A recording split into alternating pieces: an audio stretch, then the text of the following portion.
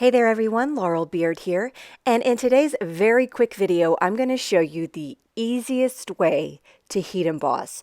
No lie, easy peasy. This is the card I'm going to make in today's video, and the background is actually no stamps whatsoever.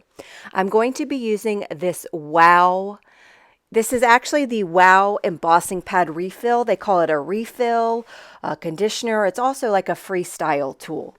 So what I'm going to do here is grab something circular. I wanted to make circles on my background here. So this is this is some double-sided tape that I saw lying on my desk. So I used it and I'm just tracing the inside of it with that embossing tool there. It actually has a roller ball at the end. It's a brilliant design. Great for also re-inking your ink pad, your embossing pad. But for me, I wanted to create circle backgrounds with it. So I'm using a couple of different color embossing powders here from Wow. First up, I'm starting off with Pop.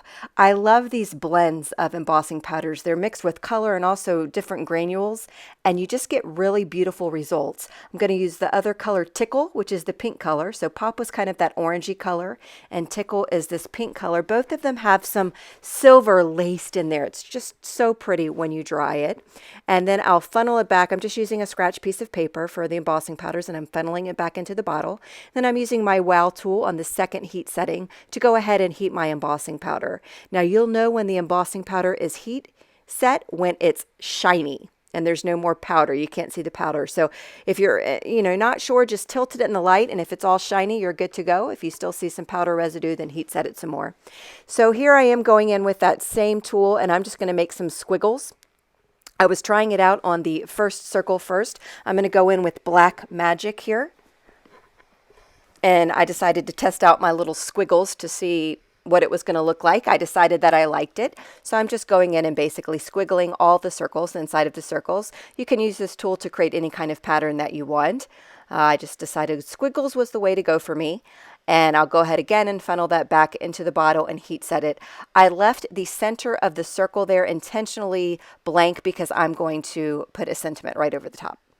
So once this is good and heat set, I'm going to add a little bit of color to it. Now you could have done this design on a piece of colored cardstock if you wanted to, and it would have looked great. There's kind of a look at the beautiful melted appearance of that embossing powder. It's just gorgeous in real life. So hard to capture on video, but it's there, I promise. Then I decided to go in with a little bit of Green Parade Shimmer powder from Nuvo and Tonic Studios. So I did do this on watercolor paper because I knew I was going to go in and add a little color to it. But this is a step you can totally omit by using some colored cardstock if you wanted to have color in the background. But if you know that you're going to use any kind of watercolor medium, I do encourage that you use watercolored cardstock. Trust me. Trust me, trust me. So once I've got the color in there, I'm going to go ahead and heat set that as well. Now you could walk away and just let this dry naturally, but I have zero patience whatsoever, so I'm going to go ahead and heat set this and also kind of use my heat gun to blow or push the watercolor where I want it to go. And then once it's good and dry, I have all those nice harsh lines from the watercolor puddles, which I wanted, which is another reason why I used the heat gun. But let's face it, I was lazy, so that's really the main reason. And once I was said and done here, I just stamped a sentiment with some white ink, I'm sorry, not white ink, with the Wow. I heat set it. Let me start over. I stamped the sentiment with the Wow embossing pad and heat set it with Wow embossing powder. And that finished off this card. So super duper easy way to do some heat embossing without having to use stamps. Just if you want to give it a try, grab yourself the Freestyle tool, or I keep referring it to as that, but it's the refill. It's the Wow embossing ink refill, and some embossing powder, and just see what you can create. You can create some really fun backgrounds. You could do plaids, stripes, whatever. For me, I was in a circle mood. So thanks so much for watching today, guys, and I'll see you again real soon. Bye.